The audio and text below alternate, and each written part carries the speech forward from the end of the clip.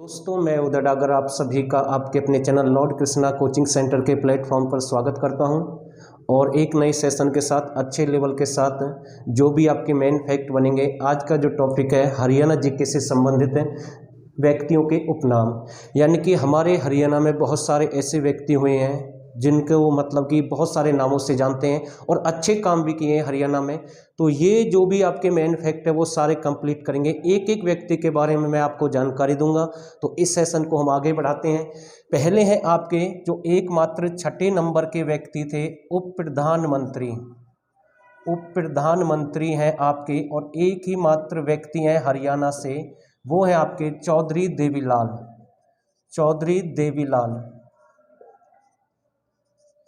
चौधरी देवीलाल एक केवल ऐसे व्यक्ति हैं हरियाणा से जो उप प्रधानमंत्री बने हैं और 2 बार ये उप प्रधानमंत्री बने हैं। एक तो ये आपके 1989 में बने हैं, दूसरी बार ये आपके 1991 में बने हैं और इनको बहुत सारे नामों से जानते हैं। तो कौन कौन से इनसे क्वेश्चन बनते हैं एग्जाम में वो देखते हैं। नंबर 1 जो आपका है, इसे किसानों का मसीहा कहते हैं।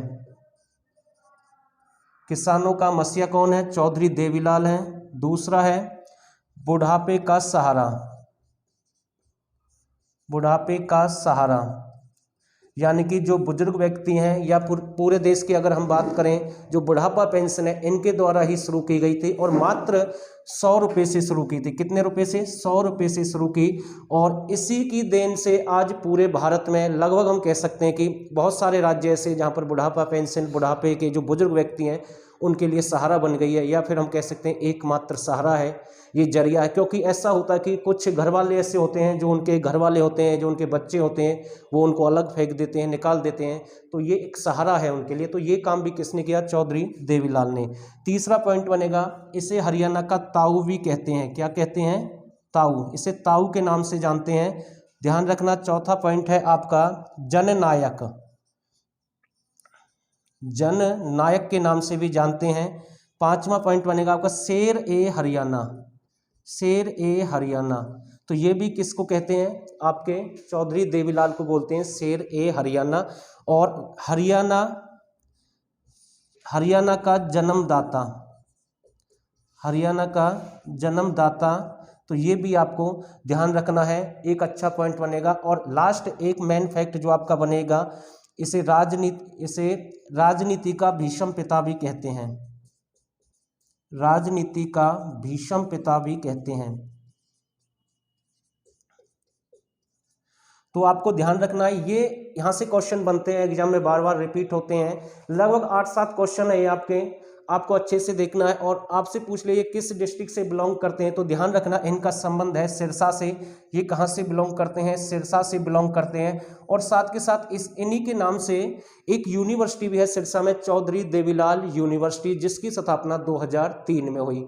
कब हुई? 2003 में इसकी स्थापना हुई है यूनिवर्सिटी की। और आपको ध्यान रखना, इसी यूनिवर्सिटी में पहला रेडियो स्टेशन भी स्थापित किया गया है। पहला रेडियो स्टेशन अगर आपसे पूछ ले कहां पर स्थापित किया गया, तो इसी यूनिवर्सिटी में स्थापित किया गया। तो ये भी आपको मेन पॉइंट यहां से क्लियर करना है। तो बहुत अच्छे क्वेश्चन बनेंगे और आप इसका स्क्रीनशॉट ले सकते हैं या नोट कर सकते हैं। और अब मैं इसको रफ कर रहा हूं भाई, 1 सेकंड का आपके पास समय है।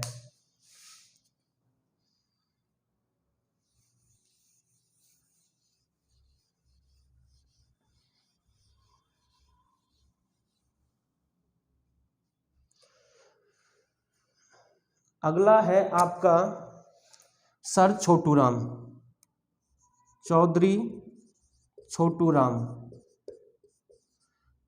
चौधरी छोटूराम के बारे में हर चीज यहां से क्लियर करेंगे। कई बार क्वेश्चन बनता है कि जो छोटूराम है ये कहां से संबंध रखते हैं? गढ़ी सापला से। गढ़ी सापला से इनका संबंध है। और गढ़ी सापला का नया नाम आज जो है ये है आपका इसका छोटूराम नगर। इसे छोटूराम नगर के नाम से जानते हैं। दूसरा आपको ध्यान रखना है, ये जमींदारों के मसीहा हैं। जमींदारों का मसीहा इसे कहते हैं। किसानों का मसीहा चौधरी देवीलाल, मैंने आपको बताया। जमींदारों का मसीहा सर छोटूराम है। और इसे सर की उपाधि भी दी गई, इसे सर के नाम से जानते हैं, हरियाणा का सर। ऐसे भी क्वेश्चन बन सकता है कि हरियाणा का सर या कि सर छोटूराम को कहते हैं, जो कि 1937 में इसे सर की उपाधि दी गई। और इन्होंने ही जमींदार किसकी, जमींदार लीग की स्थापना की। पूछ लेगा आपसे HSSC की जमींदार लीग की स्थापना किसके द्वारा की गई, सर छोटूराम के द्वारा। और पूछ लेगा कब की गई, 1924 में इसकी स्थापना हुई है।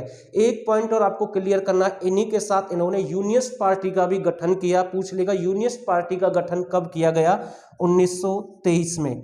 कब इस पार्टी का गठन किया गया, 1923 में किया गया। और इनके साथ में एक फैजल अली, कौन थे, फैजल अली एक महान व्यक्ति थे, दोनों ने मिलकर इस पार्टी का गठन किया, यूनियनिस्ट पार्टी का गठन किया। तो ये मेन फैक्ट यहाँ से बनेंगे। और साथ के साथ इसे दीन बंधु के नाम से भी जानते हैं, ध्यान रखना, किसके नाम से जानते हैं, दीन बंधु के नाम से भी जानते हैं। किसको, सर छोटूराम को। और इसे रहबरे आजम भी कहते हैं, रहबरे आजम भी कहते हैं। किसको कहते हैं, सर छोटूराम को कहते हैं। तो ये क्वेश्चन यहाँ से आपके बन सकते हैं। और ध्यान रख लेना, इसे रिचपाल के नाम से भी जानते हैं, रिचपाल के नाम से भी जानते हैं। तो ये भी यहाँ से क्वेश्चन बन सकता है। तो ये इनके जो मेन पॉइंट है, मेन फैक्ट है, आपको नोट करने हैं अच्छे से। इस वीडियो को 1-2 बार देखना है, या फिर आप अपने पर्सनल नोट्स भी बना सकते हैं। तो ये सारी चीज़ें आपको क्लियर करनी है, इनसे बाहर इनका कोई भी क्वेश्चन नहीं जाता। वैसे एक क्वेश्चन भी आता है कि मार्केटिंग बोर्ड का गठन किसके द्वारा किया गया, तो आपको ध्यान रखना है सर छोटूराम के द्वारा। और पूछ लेगा कब उसका गठन किया गया मार्केटिंग बोर्ड का, तो ध्यान रखना 1938 में। कब की बात है, 1938 की बात है। एक पॉइंट और इनका क्लियर करना है कि इनका जो निवास है, सर छोटूराम का जो निवास है, उसे किस नाम से जानते हैं, उसे नीली कोठी कहते हैं, नीली कोठी कहते हैं। या फिर दूसरा नाम आएगा, नीली कोठी नहीं मिलेगा, आपको मिलेगा प्रेम निवास। क्या मिलेगा, प्रेम निवास आपको मिलेगा। तो ये 2 पॉइंट यहाँ से भी आपको नोट करने हैं। मेरे हिसाब से कोई दिक्कत नहीं होनी चाहिए, आप आराम से इजीली 1-2 बार वीडियो को देखेंगे तो आपको अच्छे से समझ में आएगा। तो आप इसको नोट्स करें, या फिर जो आप इसका स्क्रीनशॉट ले सकते हैं। बाकी आगे बढ़ते हैं, इस सेशन को आगे बढ़ाते हैं।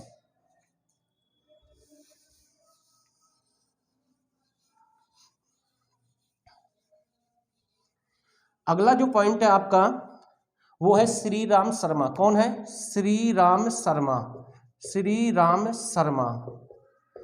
ये हैं आपके श्री राम शर्मा। कहाँ से हैं, ये आपके झज्जर से बिलोंग करते हैं। कहाँ से बिलोंग करते हैं, झज्जर से बिलोंग करते हैं। इनको भी 3 नाम से जानते हैं, और तीनों ही एग्जाम में बार बार बनते हैं। एक तो पहला आएगा, इसे हरियाणा का तिलक कहते हैं, हरियाणा का तिलक कहते हैं। और तिलक पत्रिका इन्होंने 1923 में निकाली थी।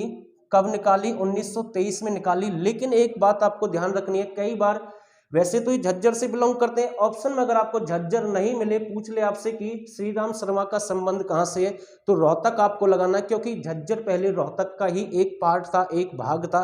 तो ये नोट कर लेना। अगर बाई चांस ऑप्शन में झज्जर भी है और रोहतक भी है, तो फिर आपको झज्जर लगाना है। क्लियर कर लेना अच्छे से। अगर झज्जर नहीं है तो आंसर क्या रहेगा, रोहतक रहेगा। और 1923 में ये पत्रिका निकाली है, कौन सी, तिलक पत्रिका, और इसलिए इसे हरियाणा का तिलक भी कहते हैं। दूसरा पॉइंट है आपका, इसे हरियाणा का नवरत्न कहते हैं। क्या कहते हैं, हरियाणा का नवरत्न कहते हैं। तीसरा पॉइंट बनेगा, इसे इतिहास पुरुष भी कहते हैं। किसको कहते हैं, श्री राम शर्मा को। या फिर ऐतिहासिक के नाम से भी आ सकता है, ऐतिहासिक। तो ये भी आपको ध्यान रखना है। तो नोट करें जल्दी से, फिर अगले व्यक्ति की ओर बढ़ेंगे। तो जितने भी अच्छे क्वेश्चन है सारे कंप्लीट करेंगे, स्क्रीनशॉट लें। और मुझे उम्मीद है आपने ये काम कर लिया होगा। आगे हैं आपके लाला मुरलीधर। कौन है, लाला मुरलीधर। थोड़ा सा इनके बारे में जानकारी दूंगा। लाला मुरलीधर, वैसे तो इनका संबंध कहां से है, लाला मुरलीधर का संबंध है पलवल से। जन्म भूमि इसकी कौन सी है, पलवल रहेगी। जन्म भूमि कौन सी है इनकी, पलवल है, जन्म पलवल में हुआ है। और पूछ लेगा कर्म भूमि इनकी कौन सी है, तो आपको ध्यान रखना अंबाला। कर्म भूमि कौन सी है, अंबाला। जन्म भूमि इनकी पलवल है, कर्म भूमि इनकी अंबाला है। और इन्होंने अंबाला से वकालत का कोर्स किया। और इनके साथ में एक महान व्यक्ति थे, चंदूलाल। कौन थे, चंदूलाल। और ये कहाँ से बिलोंग करते हैं, ये भी आपके अंबाला से बिलोंग करते हैं। तभी एक क्वेश्चन बनता है, एग्जाम में पूछता है कि खैर संदेश पत्रिका, कौन सी है? खैर संदेश पत्रिका किसके द्वारा निकाली गई? हरियाणा से। और ये पत्रिका 1888-89 में निकाली गई है। किसके द्वारा? लाला मुरलीधर और दूसरे महान व्यक्ति थे चंदूलाल। दूसरे महान व्यक्ति कौन थे? चंदूलाल। लेकिन आपको ऑप्शन में चंदूलाल भी मिलेगा, लाला मुरलीधर भी मिलेगा। दोनों ही ऑप्शन में आ जाए तो आंसर आपको लाला मुरलीधर लगाना है। कौन लगाएंगे आप? लाला मुरलीधर को आपको लगाना है। अगर बाई चांस लाला मुरलीधर नहीं है तो आप क्या लगाएंगे? चंदूलाल आपको लगाना है, क्योंकि दोनों ही वकालत करते थे और इन्होंने वकालत अंबाला से की है। 1888-89 में ये पत्रिका निकाली है। कौन सी पत्रिका है? खैर संदेश पत्रिका। लेकिन 2 पॉइंट और क्लियर करना साथ के साथ, पूछ लेगा संदेश पत्रिका कौन सी है? संदेश। केवल संदेश आई तो 1930 में निकाली है। किसने? पंडित नेकीराम शर्मा ने। किसने निकाली है? पंडित नेकीराम शर्मा ने। संदेश पत्रिका कब निकाली है? 1930 में। जबकि खैर संदेश किसने निकाली है? चंदूलाल या लाला मुरलीधर 1888-89 और संदेश 1930 पंडित नेकीराम शर्मा। पूछ लेगा कहाँ से निकाली है? भिवानी से।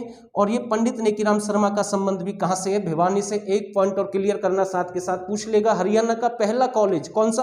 पहला कॉलेज किसके नाम से? पंडित नेकीराम शर्मा के नाम से, जिसे पहले हम रोहतक कॉलेज के नाम से जानते थे। किसके नाम से? रोहतक कॉलेज के नाम से जानते थे। 1926 में इसकी स्थापना हुई, लेकिन आज इस कॉलेज का नाम रोहतक कॉलेज नहीं है, पंडित नेकीराम शर्मा कॉलेज है। ठीक है, तो ये कुछ पॉइंट थे, ये साथ के साथ बताएं। ऐसे ही खैर संदेश का मैंने आपको बता दिया, संदेश का मैंने आपको बता दिया। ऐसे ही क्वेश्चन बनेगा हरियाणा संदेश। कौन सी? हरियाणा संदेश। हरियाणा संदेश पत्रिका किसने निकाली? तो आपको ध्यान रखना, ये बनारसी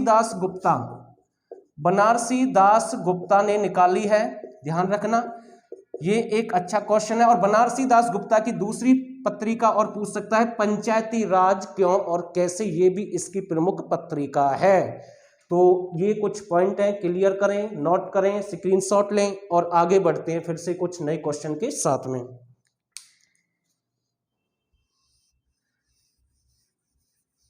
तो अब तक मैंने लगभग आपके इस टॉपिक में मैं कह सकता हूं कम से कम मैंने 30 प्लस क्वेश्चन करा दिए हैं। हो सकता है 35 भी हो गए हों।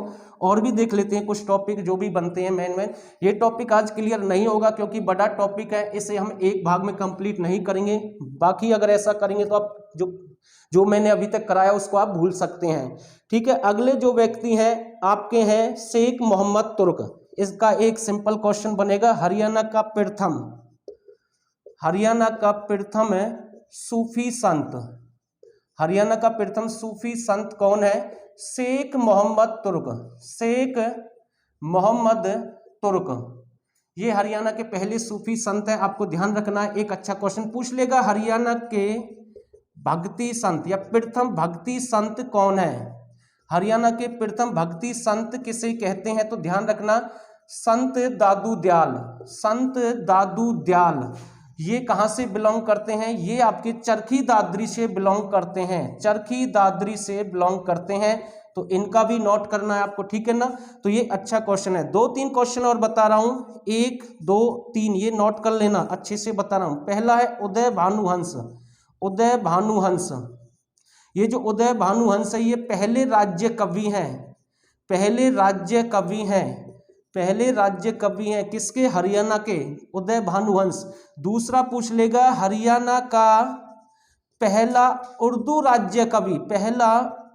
भाषा का राज्य कवि कौन है? तो आपको ध्यान रखना है अनूप चंद आफ्ताब। ध्यान रखना, आफ्ताब, ये अनूप चंद आफ्ताब उर्दू भाषा के पहले राज्य कवि हैं हरियाणा के। और उदय भानु ये पहले राज्य कवि हैं हिंदी भाषा के, आपको ध्यान रखना है। और पूछ लेगा हरियाणा का दूसरा और आखिरी राज्य कवि कौन था? खुशीराम शर्मा। कौन थे भाई? खुशीराम शर्मा। ये दूसरे और आखिरी राज्य कवि हैं। लेकिन एक ऐसे व्यक्ति भी हैं हरियाणा के जो राष्ट्रीय कवि रहे, नेशनल कवि रहे हैं। राज्य मैंने आपको बता दिया उर्दू के कौन से हैं, हिंदी के कौन से, दूसरे आखिरी कौन से हैं, लेकिन एक राष्ट्रीय कवि भी रहे हैं। वो कौन है आपके? दयाचंद मायना। कौन है? दयाचंद मायना। अब यहां से भी क्वेश्चन बनेगा दयाचंद मायना का। पहले तो आपको ध्यान रखना है दयाचंद मायना आपके रोहतक से बिलोंग करते हैं। कहां से बिलोंग करते हैं, रोहतक से इनका संबंध है। दूसरा आपको ध्यान रखना है, इसे हरियाणा का जॉन मिल्टन भी कहते हैं। क्वेश्चन आता है, हरियाणा का जॉन मिल्टन किसको कहते हैं, आपके दयाचंद माइना को कहते हैं। हरियाणा का आंसू कवि किसे कहते हैं, दयाचंद माइना को कहते हैं। लेकिन पूछ ले आपसे क्वेश्चन कि मिल्टन उद्योग, ये जॉन मिल्टन है, ये आपके रोहतक से, जबकि पूछ ले आपसे मिल्टन उद्योग कहाँ का प्रसिद्ध है, तो ध्यान रखना सोनीपत का। मिल्टन कहाँ का प्रसिद्ध है, सोनीपत। तो दोस्तों आपने अभी तक जो भी हमने आपको मेन फैक्ट बताए वो सारे कंप्लीट हो गए हैं। अब कुछ पॉइंट और देख लेते हैं, वो भी क्लियर करेंगे इस वीडियो में। तो मैं अब इसको रफ कर रहा हूँ, आपने इसका स्क्रीनशॉट लिया होगा आराम से, मुझे उम्मीद है। बाकी एक और महान व्यक्ति हैं हरियाणा के, वैसे तो आपके कवि हैं वो, उसे ठिठोलिया भी कहते हैं, हास्य कवि भी कहते हैं, मारवाड़ी कवि भी कहते हैं। तो वो हैं आपके कौन, सुरेंद्र शर्मा। कौन है, सुरेंद्र शर्मा। इनके बारे में भी जानकारी दूंगा और अच्छे से समझेंगे। सुरेंद्र शर्मा का संबंध आपका कहाँ से है, ये आपके नारनौल से बिलोंग करते हैं। नारनौल आपका कहाँ पर है, नारनौल आपका महेंद्रगढ़ में है। सुरेंद्र शर्मा एक हास्य व्यंग्य कवि हैं, हास्य कवि आप कह सकते हैं। पहला पॉइंट क्लियर करना है। दूसरा यहां से बनेगा, इसे मारवाड़ी कवि भी कहते हैं। क्यों कहते हैं, क्योंकि राजस्थान के पास में है, राजस्थान के पास में है ये आपका जो महेंद्रगढ़ है। और ये जो मारवाड़ी भाषा है ये आपकी राजस्थान की काफ़ी प्रसिद्ध है, इसलिए इसे मारवाड़ी कवि भी कहते हैं। तीसरा, इसे हरियाणा का ठिठोलिया कवि भी कहते हैं। ठिठोलिया कवि भी कहते हैं, किसको कहते हैं, सुरेंद्र शर्मा को कहते हैं। तो ये आपको ध्यान रखना है, हास्य कवि है, मारवाड़ी कवि है, ठिठोलिया कवि है। चौथा पॉइंट आपका यहाँ से बनेगा, इसे लहजा, एक बार एग्जाम आया, लहजा कवि किसे कहते हैं, तो सुरेंद्र शर्मा को ही कहते हैं। लेकिन इनकी 2-3 रचनाएं और आती हैं भाई, रचना जरूर पूछता है एग्जाम में, कौन कौन सी इनकी रचनाएं हैं, तो वो भी नोट कर लेते हैं। रचनाएं इनकी कौन कौन सी हैं, एक तो इनकी आती है मानसरोवर के कोए, मानसरोवर के कोए, एक तो ये रचना आती है, एक पॉइंट क्लियर हो गया। दूसरा इसकी जो आती है, दूसरी मानसरोवर के कोए, ठीक है, ये तो आपको ध्यान रखना ही रखना है। दूसरा आपको ध्यान रखना है, इनकी 2 और बनती हैं भाई, ठीक है, कौन कौन सी, बुद्धिमानों की मूर्खता, तो ये भी आपको ध्यान रखना है, बुद्धिमानों की मूर्खता, तो ये भी एक प्रमुख है इसकी। तीसरी इनकी आती है बड़े बड़ों के उत्पाद, तो ये भी किसकी हैं, तीनों रचनाएं ये भी इसकी हैं, सुरेंद्र शर्मा की। तो आज मैं केवल इतना ही कराऊंगा आज की वीडियो में, बाकी नेक्स्ट पार्ट में देखेंगे जो भी क्वेश्चन आपके बनेंगे। आपके अपने YouTube channel Lord Krishna coaching centre पर आप सभी का धन्यवाद, आपने इस वीडियो को यहाँ तक देखा। आगे भी आपके लिए हम नए नए सेशन के साथ क्लास लेकर आते रहेंगे। तो फिर से मैं आपका धन्यवाद करता हूँ, आज की क्लास यहीं पर समाप्त करते हैं।